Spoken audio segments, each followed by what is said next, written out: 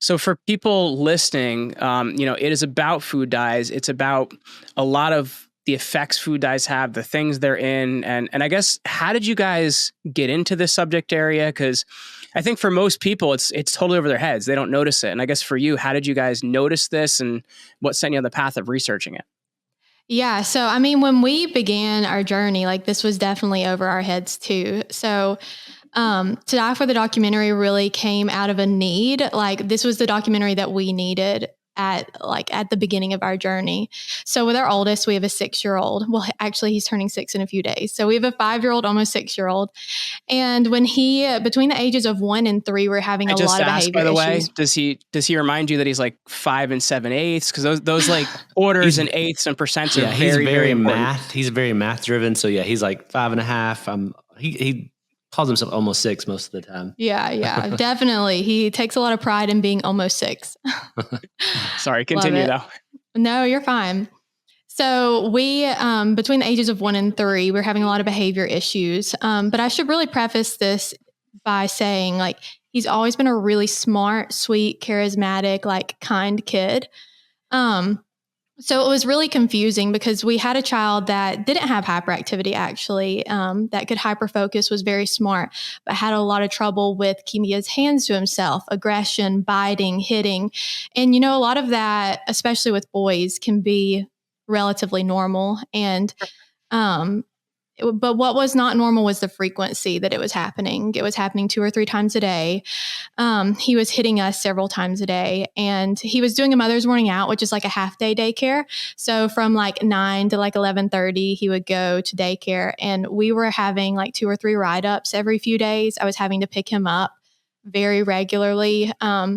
And so it got to a point at that school where it was so bad that we were doing behavior therapy. We were consulting doctors. We were just trying our best to figure out how to help our now 3-year-old. And they ultimately gave us kind of an ultimatum, and we had to leave the school.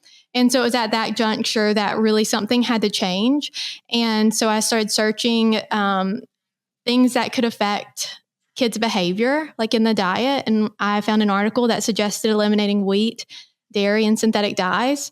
And within 48 hours of eliminating those, we had a completely different child. And wow. To rewind a little bit, we had a child that was really struggling with these things that I described before, but we would occasionally have days where he was like Mr. Hyde.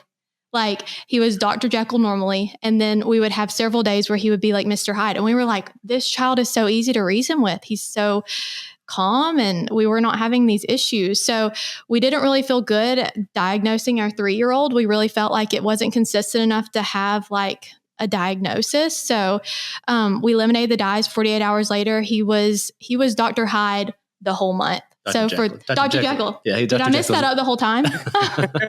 Dr. Hyde's the crazy one. Yeah.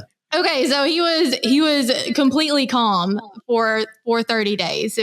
The hitting all but subsided. I would say I like to say 98% of our issues were dyes, and the other 2% he could slow down enough for us to like reason with him, talk him through it, and to teach him. Whereas he was pretty much unteachable before. But the most surprising aspect of this is that really the only times he was getting dyes regularly was his daily allergy medicine, antibiotics. So he had chronic ear infections before he had tubes put in.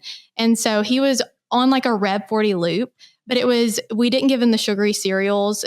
He would go to birthday parties and of course eat the cake. But like in our home, when we eliminated dyes, we really only found it in a couple of places, and medication was the only place he was getting it regularly.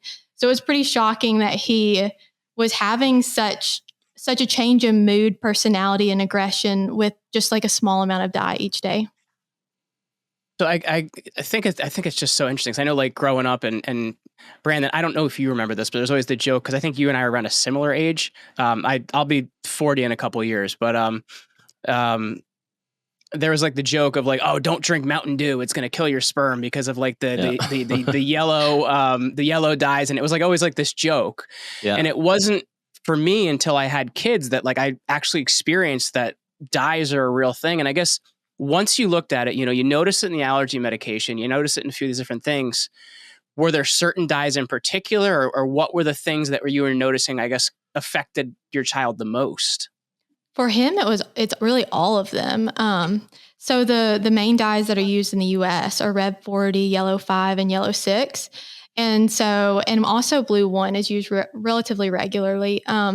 But yeah, we notice an impact with all of them. Oftentimes dyes, there's a lot of different dyes in one thing. So it's kind of hard to pinpoint a specific dye. But like even when we had an experience with marshmallows, and he had one mini marshmallow, before I knew that white marshmallows had blue dye, and not every brand, but that particular brand had blue dye in it. And his personality was completely different for 48 hours. His teacher that day actually told her that he has not acted like this the whole